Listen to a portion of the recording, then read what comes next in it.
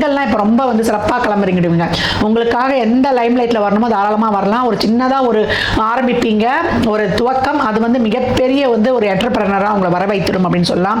காதல் இனித்து கற்கண்டாய் தித்தித்து பெற்றோருடைய சம்மதம்லாம் இப்போ கேட்டு வாங்கிக்கலாம். வேற கேஸ்டில் பண்ணுறோமா, வேற மதமே ரிலீஜனே தாண்டி போயாச்சு அப்படின்றவங்களாம் இப்போ ரொம்ப சிறப்பாக பண்ணிக்கலாம். ஒரு சிலர் வெளிநாட்டு இங்கிலீஷ்காரெல்லாம் கடன் பிடிப்பாங்க, பொண்ணை பையனை, அதெல்லாம் கூட இப்போ நடக்கும். அதெல்லாம் வந்து இப்போ நடக்கக்கூடிய வாய்ப்புகள், கலாச்சார மாற்றங்கள்லாம் ஏற்படுவதெல்லாம் ரொம்ப அருமையாக இருக்கும்.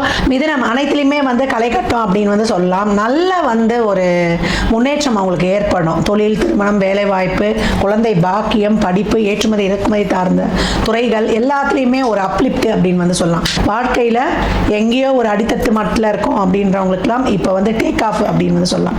அருமை. இப்போ வந்து நீங்கள் இந்த வருடம் முழுவதும் சொல்லக்கூடிய மந்திரம் என்னன்னு கேட்டிங்கன்னா, ஓம் விக்ன ராஜாய நமக.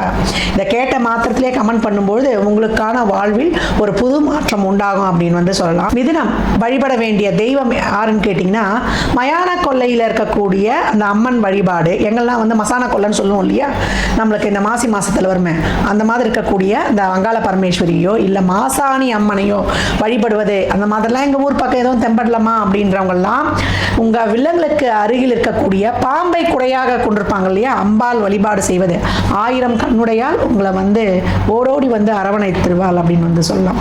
அந்த அளவுக்கு ரொம்ப அருமையான பலன்கள் அப்படின்னு. மிதுனம் வந்து ஒவ்வொரு ஞாயிறு, செவ்வாய், நம்மளுக்கு வெள்ளி 3 நெய் தீபங்கள் ஏற்றி வழிபடும் பொழுது அனைத்து வகையிலுமே சிறப்பான ஏற்றங்களை காணும். அது மட்டும் இல்லை, நேரம் கிடைக்கும் போதெல்லாம் ஓம் நம சிவாயா சொல்லுவதும் உங்களுக்கு ரொம்ப சிறப்பு. அன்னதானம் புதன்கிழமையிலையோ இல்லை நீங்கள் பிறந்த கிழமையிலையோ தரும் பொழுது மிகச்சிறப்பான மாற்றங்களையும் ஏற்றங்களையும் கண்கூடாய் காணும். மிதுன ராசி லக்னத்திற்கு நல்வாழ்த்துக்களை தெரிவித்துக் கொள்கிறேன்.